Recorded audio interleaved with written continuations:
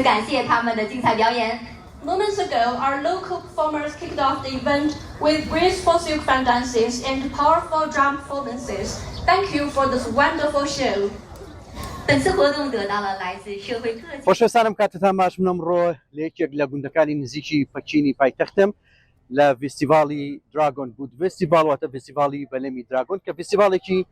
کۆنی چینیە و تەمەنی زیاتر لە 2000 ساڵە و چیرۆکێکی تایبەتی هەیە و زیاتر لە 2000 ساڵە چینیەکان ئەم فستیڤاڵان هەیە و ساڵانە سازی دەکەن تیایدا چەندین چالاکی کللتوری و نمایشی هونەری بەڕێوە دەچێت و هاوکات لەگەڵیدا نمایشی دەرمانی پزیشکی نەریتی چینی لێرە نمایشەکرێ و چەندین جۆری دەرمانی پزیشکی چینی ئەمڕۆ لێرە نمایشەکرێ لەگەڵم بن چالاکیەکانی ئەمڕۆی ئەم فستیڤاڵە تایبەتیە کللتوری چینتان بۆ گوازمەوە.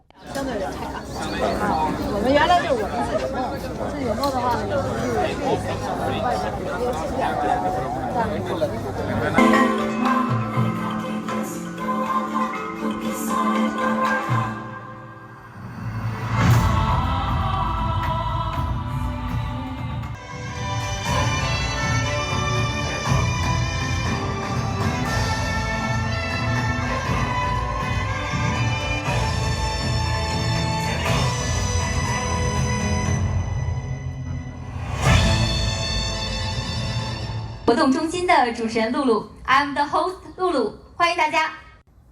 بە ناوی حکوومەتی خۆجەیی داکسینەوە بە خێراتنی هەموو لایەکتانەکەین بۆ ئەم فستیڤاڵە کولتوریە. پزیشکی نەریتی چینی یەکێکە لە کولتورە گرنگەکانی ئێمە کە مێژوەکەی بۆ سەدان ساڵ دەگەڕێتەوە تا ئێستا ئێمە بە وردی گرنگی پێدەین و دەیپارێزین بە تایبەت لە ناوچە گوندیشینەکاندا هەوڵیشمانداوە زەویەکی زۆری بۆ تەرخانکەین بۆ چاندنی ئەو ڕۆکانەی کە لە بوارەکەدا بەکاردێت. تەنها لەم گوندە نزیک 20 هێکتەر زەویمان بۆ ئەو مەبەستە دیاری کردو و گەشەی گەورەی ئابووریشی بە دوای خۆیدا هێناوە.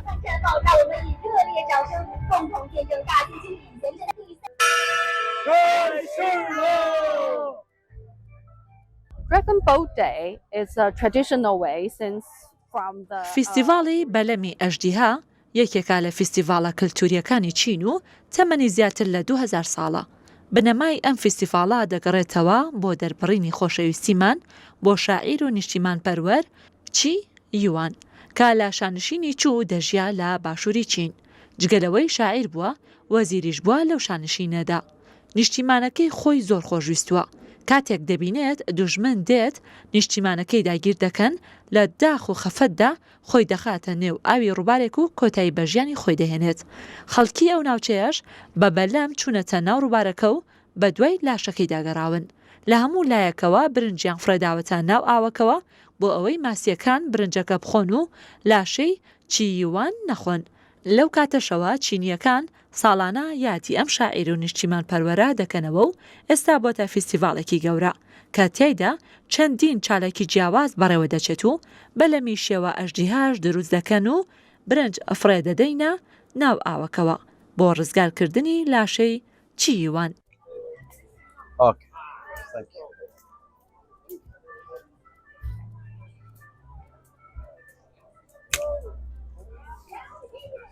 Near.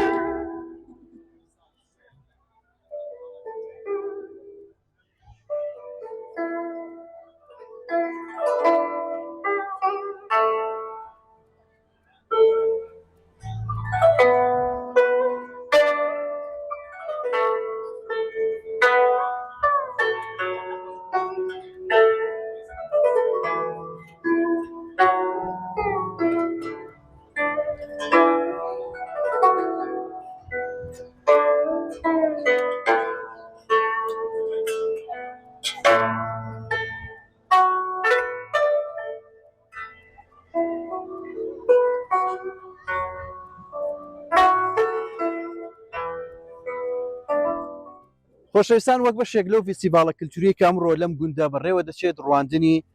ڕۆکی ماگۆردە کە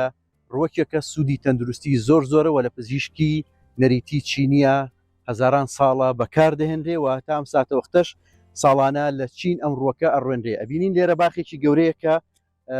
ڕۆکی ماگۆرتی تیادا چێنراوە و چەندین سوودی تەندروستی هەیە ئەم ڕۆکە بۆ سەر ئێشە بۆ دابەزاندنی فشاری خوێن لەسەر پێست بەکارێنرێ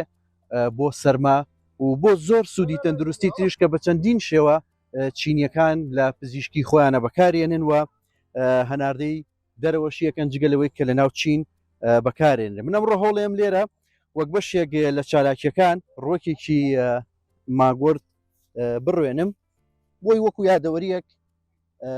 لێرە بمێنێتەوە دواتر ناوی خۆمی خەمە سەر ئەمە ڕۆکی ماگۆرتە دیارەکە ڕۆکێکە لە چین ناوبانگێکی زۆری هەیە و لە پزیشکی چینیە بە شێوەیەکی بەردەوام بەکارهێنرێ و سوودی تەندروستی زۆرە بۆیە بەردەوام گرنگی بە ڕواندنی ئەم ڕووەکانە ئەدەن لێرە بۆ شێوەیە منیش ڕووەکێکی ماگۆرتم چاند ئەمڕۆ لێرە و دیارە نیشانەیەک کە ناوی خۆمی لەسرە لێرە وەکو یادەوەریەک دای ئەنێم و ئەمێنێتەوە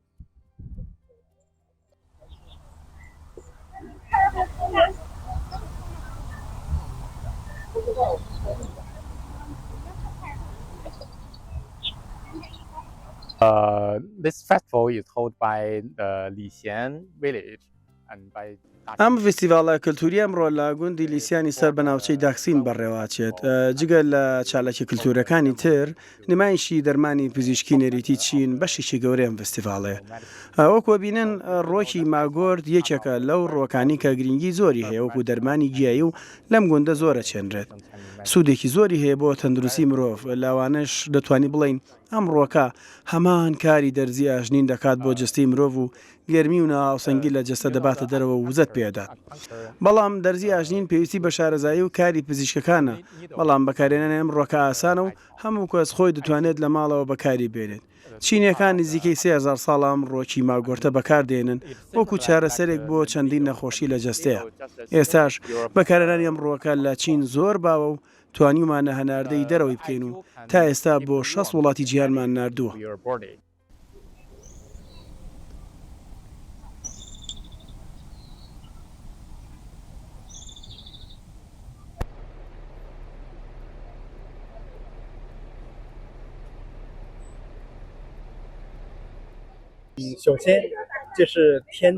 ئەم دەرمانە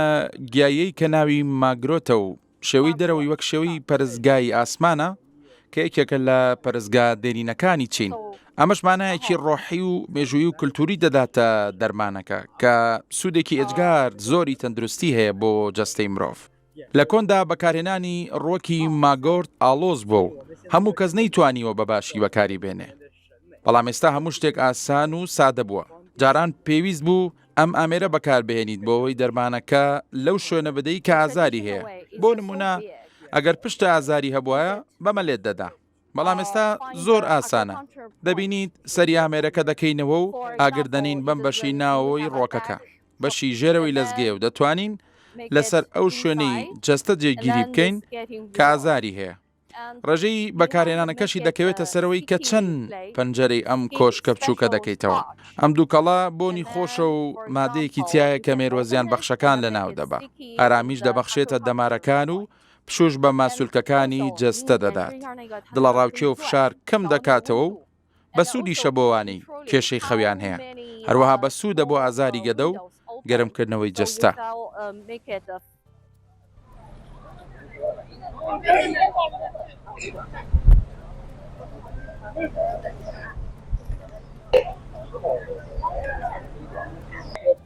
خۆشەویستان دیارە چا یەکێکە لەو خواردنەوانی کە لە چین زۆر بەکاریەوە لە پزیشکی چینی نەریتیە زۆر بەکاریەوە چایکێکە لەو شتانی کە لە چینەوە سەری هەڵداوە و چەندین جۆری چا ئەگەر سێرکی چەندین جۆری چا لە چین هەیە بە پێی وەرزەکان خواردنەوەی چا لێرە ئەگۆڕێ و بە پێی سوودە تەندروستیەکانی چەندین سوودی تەندروستی هەیە و چەندین جۆری چا لە چین بەکارێنرێەوە دیارە دەینێرنە دەرەوەی چینیش ئەمەیەکێکە لەو چایانەی چای ساوس کە سوودێکی تەندروستی زۆری هەیە لێرە لە فستیڤالەکە نمایش کراوە.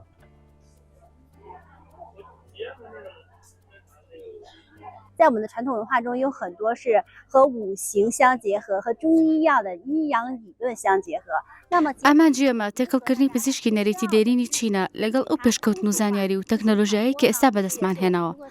هەوڵێن لە ڕێگەی پێشکەوتنە نوێیەکانەوە زیاتر خزمەت بە پزیشکی نەریتی وڵاتەکەمان بکەین. 我们打开 بەکارهێنانی بغورد یان دووکەڵ و بۆنی تایبەت نەریتێکە لە چین مێژووکی دێرینی هەیە. هەزاران ساڵە ئەم ڕێگەیە بەکارهێنرێت بۆ چارەسەری نەخۆشیە جەستەیەکانی مرۆڤ. بەکارهێنانی ئەم جۆرە بۆنە بغوردانش جۆر و شێوازی زۆرە لە ئێستاە کە سوودی زۆرە بۆ پاکردنەوەی سیەکان و دەرکردنی ژارەکان لە جەستە و بۆم خۆشکردن و هەروەها پاکردنەوەی هەوا و ژینگەی دەوروبەرمان. هەروەها بەکاری ژێ بۆ قەڵاچۆکردنی مێرو و مادە زیان بەخشەکان بە تایبەتی لە مۆرزایە کە ژمارەیان زۆرە بێ.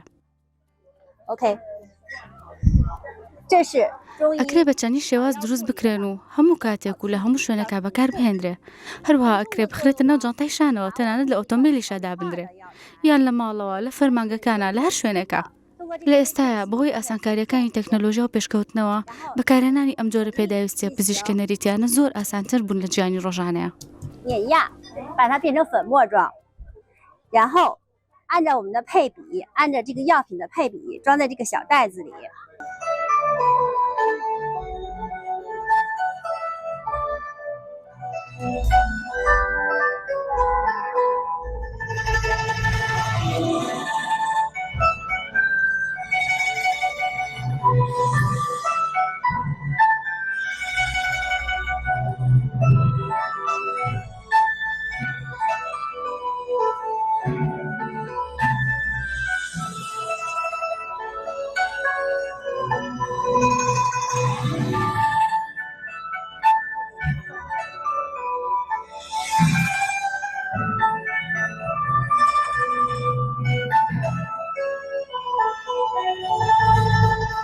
خۆشەویستان دیارە وڵاتی چین لە دەرەوەی ئێمە تەنها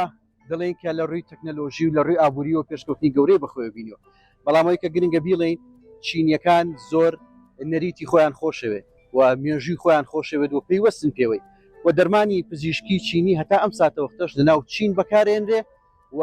لە دەرەوەی چینیش بەکارهێنرێ و هەتا ئێستا لە سوودەکانی بێبەش نەبوون و دەستیان پێوە گرتووەکو نەریتێکی خۆیان کە زۆرینەی ئەم دەرمانانە و ئەم کللتورانی چین لەلایەن ڕێکخراوی یونسکۆوە دانی پێدانراوە و خراوتە نێولیستی کللتورەکانی جیهان و هەتا هەتایە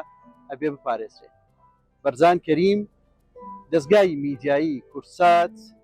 پەکین پایتەختی چین.